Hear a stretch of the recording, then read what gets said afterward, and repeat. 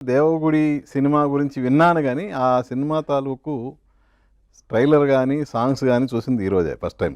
Thank you sir. But trailer నచ్చింది. ఆటికంటే కూడా songs అండి చాలా అద్భుతంగా ఉన్నాయి.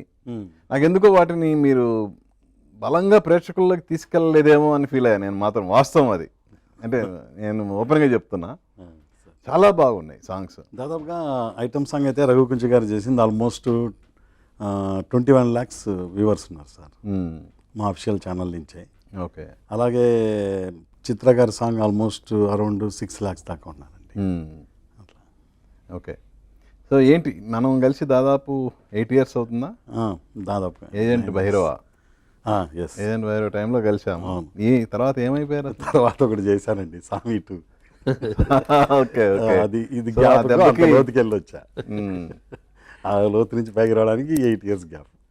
మళ్ళా కోలుకొని మరి దేవుడు లాంటి సినిమా తీయడం కూడా గ్రేటే. మరి ఏంటి అసలు ఎందుకు ఈ సినిమా మీద మీకు అంత ప్రేమ? అంటే ఇది కంటెంట్ వాస్తవ సంఘటనల ఆధారంగా చేశాను ఒకటి. 2 చాలా బాగా వచ్చింది సార్ కాపీ కూడా. అంటే ఫ్రెండ్షిప్ ఎమోషన్ కానివ్వండి, సో రాయలసీమ గ్రామీణ ప్రాంతంలో కట్టుబాట్లు ఏంటి, ఎలా ఉంటుంది, ఆ ఫ్యాక్షన్ ప్రజెంట్ ఆల్మోస్ట్ కొంచెం తగ్గినప్పటికీ కూడా కొంత అయితే ఇంకా ఉంది అక్కడక్కడ.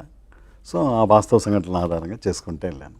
ఓకే. ఫ్యాక్షన్ డ్రాప్లో వాస్తవ సంఘటనలు అంటే నిజంగానే ఒక ప్రాంతంలో ఒక ఫ్యాక్షన్ లీడరు, సో ఆ ఏరియాలో జరిగిన సంఘటనలు ఇతివృత్తం అనుకోవాలి. అంటే ఏ ఏరియాలో ఏంటి అసలు మీరు అంటే తీసుకున్న కొంత ఫ్యాక్షన్ వరకు అయితే మాకు రాయలసీమే ముఖ్యంగా. అది మూవీలో ఒక 20% వరకే టచ్ చేయబడింది. ఓకే. దట్ ఇంకా ఇండియాలో జరుగుతున్న ఇన్సిడెంట్స్ ఆల్మోస్ట్ 48 hours ఒకటి జరుగుతూ ఉంటుంది, జరుగుతూ ఉన్నాయి ఇప్పుడు ఇంకా.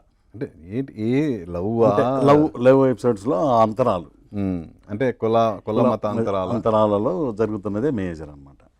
సో ఈ మధ్యలో ఒక ఇద్దరి మధ్య స్నేహం, తర్వాత love and Rayalaseema faction drop ఒక అద్భుతమైన స్క్రీన్ ప్లేలో వచ్చింది సార్.